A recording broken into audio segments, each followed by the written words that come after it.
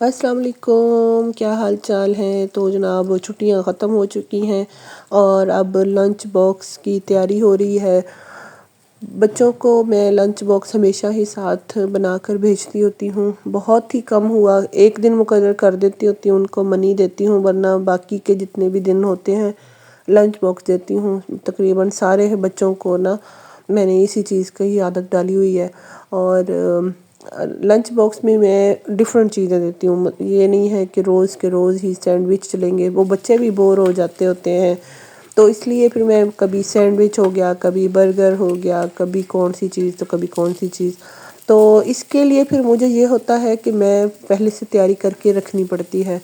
Chicken والے کباب مجھے پتا تھا کہ اسکول کھلنے والے ہیں، تو اس سے پہلے میں نے چکن والے کباب بنا کر رکھ دیے تھے، اور یہ تو ہر کسی کے فریزر میں اکثر بنے پڑے ہوتے ہیں۔ آلو بھی میں کبھی بوائل کر کے رکھ دیتی ہوتی ہوں ایک دن پہلے ہی، اگر مجھے اگلے دن آلو کی کوئی ڈش بنانی ہو یا اسی دن کچھ بنانا ہو۔ اور ساتھ ہی میں چکن بھی بنا کر رکھ دیتی ہوتی ہوں۔ وہ بھی آپ کے ساتھ میں کئی دفعہ ریسپی شیئر کر چکی ہوں کہ میں بون لیس جو چکن ہوتی ہے نا، تو اس کو میرینیٹ کی ہوئی چکن کو میں فل بنا کے نا تو فریز کر دیتی ہوتی ہوں۔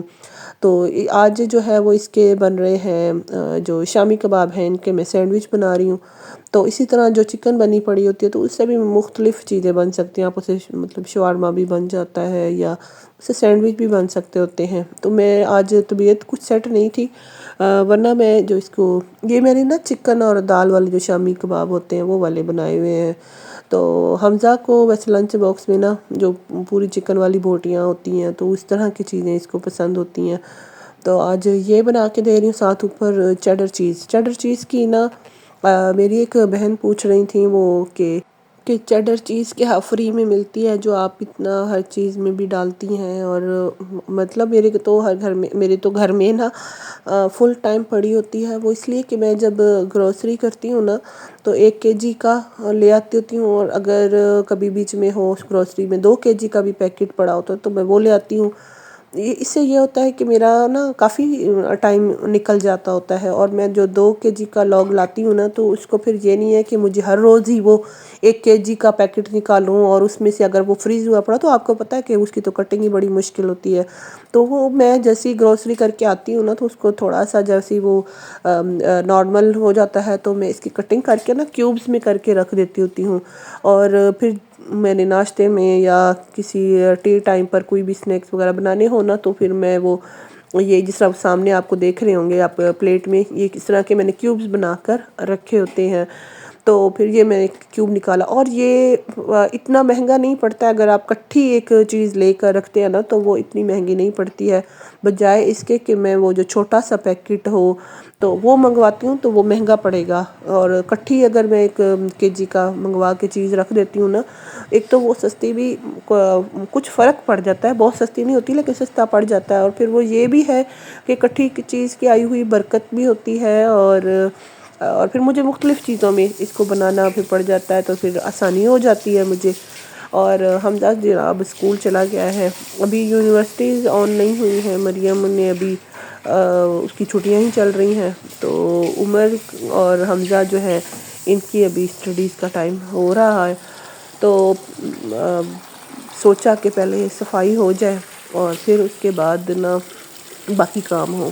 طبیعت میری خراب ہو اور پھر صفائی نہ ہوئی ہو تو پھر میری طبیعت نہ اور خراب ہوتی ہے، تو پھر میری کوشش ہوتی ہے کہ میں اگر فل ڈیٹیل صفائی نہ بھی ہو تو میں تھوڑی بہت جو ہے نا اس صفائی کمپلیٹ کر لوں، کیونکہ جو ہے نا اگر گھر گندا پڑا ہو تو پھر تو آپ سوچیں کہ نا میرا تو پھر بی پی ہائی ہو جاتا ہے اور طبیعت اور زیادہ نا خراب ہوتی ہے۔ گھر سیٹ پڑا ہو، کچن بھی صاف پڑا ہو تو آدھی طبیعت جو ہے نا میری وہیں پہ سیٹ ہو جاتی ہوتی ہے، لیکن بہت کم ایسا ہوا ہے کہ بہت ہی شدید قسم کی طبیعت خراب ہو اور میں بیڈ سے لگ جاؤں۔